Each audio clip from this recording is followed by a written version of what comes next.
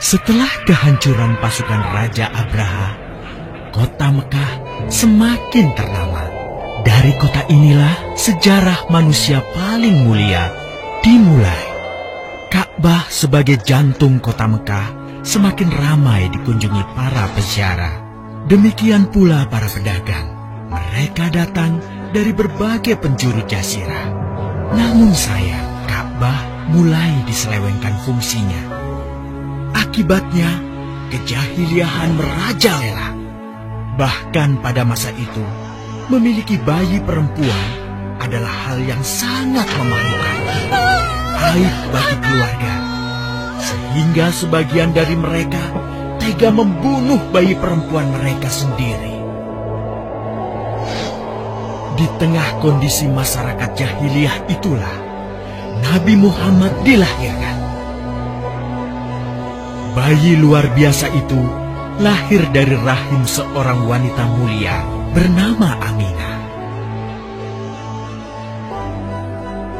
Pada saat itu ditandai peristiwa-peristiwa yang luar biasa. 10 balkon istana Kisra runtuh. Juga padamnya api-api yang biasa disembah oleh orang-orang Majusi.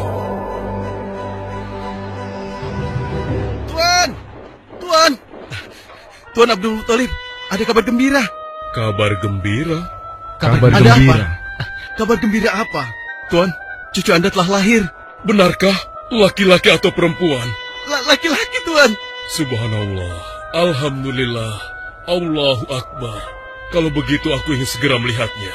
Mari, Tuan. Setelah mendengar itu, Abdul Muthalib bergegas menuju ke rumah Aminah.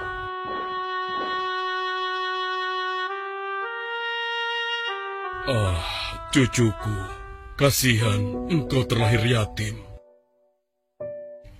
Dengan penuh kasih sayang, Abdul Muthalib membawa cucunya ke Ka'bah.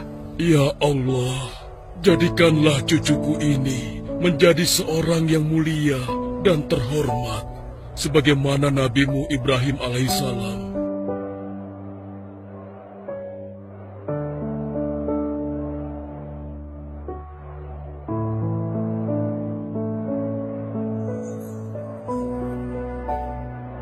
Siapa namanya, Ayah? Muhammad. Muhammad? Iya, aku akan menamainya Muhammad. Artinya yang terpuji. Kehadiran Muhammad kecil sungguh memberi kebahagiaan. Tidak hanya bagi keluarga Bani Hashim, bahkan seluruh kabilah suku Quraisy menyambutnya dengan sukacita. Kemudian Abdul Muthalib mencarikan ibu susu bagi Muhammad kecil. Kita sudah berhari-hari mencari anak susuan, yang dari situ kita akan mendapatkan imbalan yang cukup. Namun hingga saat ini, belum juga kita dapatkan. Ya, istriku, aku mengerti. Apa kita terima saja bayi yatim itu? Muhammad maksudmu? Iya, cucu dari Abdul Muthalib. Kasihan dia. Hampir semua teman-teman dari rombongan kita tidak ada yang mau menyusuinya. Karena tidak ada harapan untuk mendapatkan imbalannya dari ayah bayi itu. Betul juga engkau, istriku. Kasihan anak itu. Aku mendukungmu jika engkau susui dia. Mudah-mudahan Allah memberikan keberkahan bagi kita. Halimah segera mendatangi Abdul Muthalib. Dia bersedia untuk menjadi ibu susu dan pengasuh bagi Muhammad kecil. Betapa gembira Abdul Muthalib mendengarnya. Halimah dari Bani Sa'ad itu akhirnya dipercaya Abdul Muthalib untuk mengasuh cucunya 2 tahun lamanya. Ayo istriku, kita berangkat sekarang. Sebentar lagi suamiku. Insya Allah kita berangkat sampai anak ini kenyang. Kalau begitu, aku lanjutkan berkemas-kemas dahulu. Hah? Ada apa, suamiku? Lihat, unta dan keledai kita. Mereka demikian sehat, tidak seperti sebelumnya. Subhanallah. Betul, suamiku. Tidak seperti kemarin. Demi Allah, kau tidak salah memilih istriku. Kau telah mengambil anak yang dipenuhi dengan barokah. Allah melimpahkan keberkahan atas Halimah dan suaminya. Mereka pulang ke kampung Bani Sa'ad dengan penuh rasa syukur. 2 tahun berlalu sudah. Tugas Halimatus Sa'diyah sesungguhnya telah usai. Saatnya Muhammad kecil harus dikembalikan kepada ibunya. Terima kasih Halimah. Engkau telah merawat anakku dengan baik selama 2 tahun. Tidak ada yang bisa kuberikan, kecuali aku berdoa. Semoga Allah memberkahi engkau dan keluargamu. Amin. Saya juga bersyukur diberikan kepercayaan dan kesempatan merawat anakmu, wahai Ibu Aminah. Namun, begini Bu, mohon maaf. Kalau boleh, izinkan aku merawat Muhammad lebih lama lagi. Aku masih sangat sayang padanya. Baiklah, kalau begitu aku setuju dengan usulmu. Bawa dan rawatlah Muhammad sebagaimana dia anakmu sendiri. Terima kasih, Ibu. Terima kasih. Begitulah, Muhammad kecil kembali ke tengah-tengah Bani Sa'ad. Ia tumbuh menjadi anak yang memiliki banyak teman. Karena kemuliaan akhlaknya. Tatkala berusia sekitar 4 tahun, terjadilah suatu peristiwa. Muhammad, Bu! Muhammad! Muhammad? Kenapa Muhammad? Muhammad dibawa orang. Hah? Dibawa orang? Diculik? Coba ceritakan. Ketika kami tengah bermain, tiba-tiba ada orang dewasa datang. Dia langsung membawa pergi Muhammad dan membunuhnya. Hah? Membunuhnya? Ya Allah, di mana? Di mana? Antarkan ibu ke sana. Dengan perasaan cemas, Halimah bergegas menuju tempat itu. Dan dilihatnya, Muhammad kecil tengah terduduk. Muhammad, apa yang terjadi denganmu? Dengan sangat tenang dan jelas, Muhammad kecil menceritakan apa yang telah terjadi. Bahwa seseorang telah membelah dadanya, mengambil hatinya, kemudian mencucinya dan mengembalikannya lagi ke tempatnya semula. Maka sesungguhnya yang datang itu adalah malaikat Jibril. Dia ditugaskan Allah untuk mencuci hati Rasulullah sehingga bersih dari segala kecenderungan setan. Subhanallah. Sungguh anak ini bukanlah anak sembarangan. Sebaiknya aku kembalikan saja kepada ibunya. Peristiwa itu membuat Halimah sangat khawatir. Maka bergegaslah Halimah mengembalikan Muhammad kecil kepada ibunya. Menginjak usia yang ke-6 tahun, Muhammad kecil diajak ibunya untuk berziarah ke makam ayahnya, Abdullah di Yathrib. Dalam perjalanan pulang kembali ke kota Mekah, Aminah pun jatuh sakit.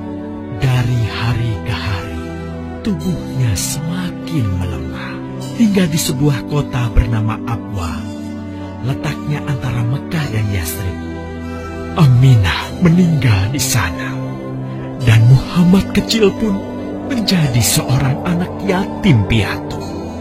Sejak itulah, Muhammad kecil dirawat dengan penuh cinta dan kasih sayang oleh kakeknya, Abdul Muthalib.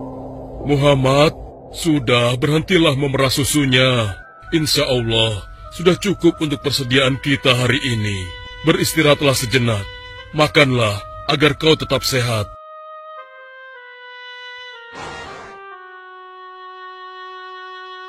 Ya Allah, betapa mulia akhlak cucuku ini. Namun, kasih sayang Abdul Muthalib tidak berlangsung lama. Saat usia Muhammad 8 tahun, Abdul Muthalib kakeknya yang sangat menyayanginya itu meninggal dunia. Kemudian, pengasuhan atas Muhammad pun beralih ke pamannya, Abu Thalib. Muhammad kecil tahu betul betapa sayangnya pamannya kepadanya. Di mana Muhammad? Ia tengah mengembalakan kambing milik salah seorang penduduk Mekah, suamiku. Sejak kapan dia keluar rumah? Sekitar waktu subuh tadi. Subhanallah, betapa baiknya akhlak keponakanku ini. Ya Allah, maafkan ketidakmampuanku mencukupi kebutuhan keponakanku. Sayangi dan berkahilah dia. Jadikanlah dia orang yang mulia di antara manusia. Hingga saat usia Muhammad menginjak 12 tahun, pamannya Abu Thalib mengajaknya berdagang ke Syam. Sampailah mereka di satu daerah bernama Busra. Saat mereka beristirahat, datanglah seorang pendeta menghampiri. Wahai saudaraku, selamat datang di Busra. Tampaknya kalian bukan orang sini. Dari manakah kalian berasal? Terima kasih saudaraku. Kami datang dari Mekah. Lalu, siapakah gerangan anak ini? Ini adalah keponakanku. Muhammad namanya. Apakah engkau bertanggung jawab atasnya, Tuan? Ya. Kemana ayahnya? Ayahnya sudah meninggal sejak ia masih dalam kandungan. Oh, apakah kini dia yatim piatu? Benar. Aku sungguh beruntung bertemu dengannya. Beruntung? Beruntung apa? Sungguh, keponakanmu ini adalah orang yang sangat istimewa. Oh ya? Ya, dia adalah seorang nabi, seorang utusan Allah. Bagaimana kau tahu hal itu? Aku tahu karena aku seorang pendeta. Dan berita kedatangan dia sebagai seorang utusan Allah sudah disampaikan di dalam Injil. Bahkan aku pun bisa mengetahuinya dari cincin kenabian yang berada di bagian bawah tulang rawan bahunya yang menyerupai buah apel sebagai tanda kenabiannya. Begitulah pendeta bernama Bahira menyampaikan kepada Abu Thalib perihal kenabian Muhammad. Ia berpesan agar menjaga baik-baik keponakannya itu, karena Muhammad kelak di suatu saat nanti akan menghadapi banyak gangguan dan rintangan. Istriku, Muhammad sudah berusia 25 tahun.